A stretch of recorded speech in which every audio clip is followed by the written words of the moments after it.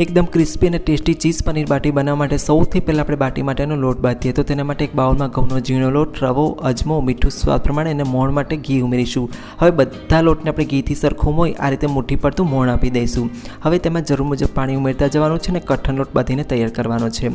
હવે લોટને આપણે 10 મિનિટનો રેસ્ટ આપીએ ત્યાં સુધીમાં સ્ટફિંગ બનાવીએ.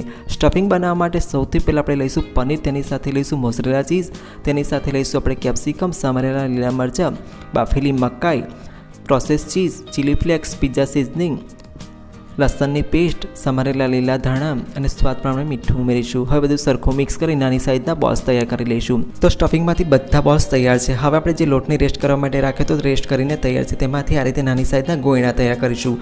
એક ગોયણું લઈ તેને આ રીતે કટોરીનો શેપ આપી તેમાં બનાવેલો સ્ટફિંગનો બોલ્સ રાખી તેને આ રીતે પેક કરી લઈશું અને આ રીતે આપણે બાટી તૈયાર કરી લઈશું.